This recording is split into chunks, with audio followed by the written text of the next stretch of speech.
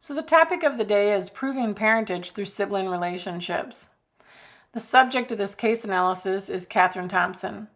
She was married to John B. Moore Sr. in Lawrence County, Kentucky in 1848. But the problem is I have no documented parents for Catherine Thompson. In my tree, I have Andrew Thompson and Catherine Kesey as her parents. This was probably passed on to me from my mom. She used to drive around to cemeteries and go to courthouses and places and get copies of records, and she'd have a lot of conversations with people. Catherine Thompson's granddaughter was my great-grandma, and she spent a lot of time with her grandma, Catherine. My mom probably took a lot of notes, and that's probably how she added it to her tree. But it's not documented evidence of parentage for Catherine. The only records I have is an 1848 marriage record, but again, there's no parents listed. I have no birth or death records. I have no census records that can be used because from the time of her approximate date of birth to when she got married, none of the census records are going to list her in the household with her parents and state a child-parent relationship. My exhaustive research has included vital records, records from historical societies, Bible and church records, court records, family histories, etc. You name it, I've looked for it. I cannot find evidence of parentage for Catherine Thompson. The one record that I do have is this marriage record. So it shows the location and the date, and it shows the couple. So this is like genealogic proof when I entered that marriage date into my tree. I also have Civil War pension records. My mom ordered them years ago, and I thought I had all of them, but I found out from my cousin Paula that it was 90 plus pages, and I didn't even have a quarter of those. So I decided I had to start from scratch. It was my last effort at hoping I could find parentage. Within those records, there was a lot of important information that I did not have. I had John's age, location of birth, and death date. I also had Catherine's age and death date. This was new information to document birth and death that I could add to my family tree.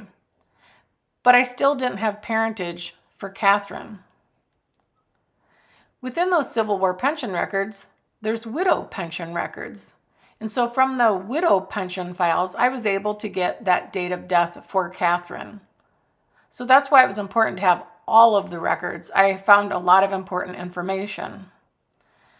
Among the widow pension files, there was one page that I hit the jackpot. There was a deposition provided by George Thompson.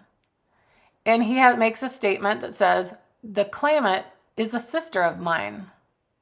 That one statement provides a sibling relationship. So this is exactly what I needed. But how does this sibling relationship connect Catherine to her parents? Well, it doesn't unless I have parents somehow proven through George Thompson, because George is the only sibling I have connected to Catherine. But by doing lateral or sibling research, I had a lot of files attached to these other children of Andrew and Catherine.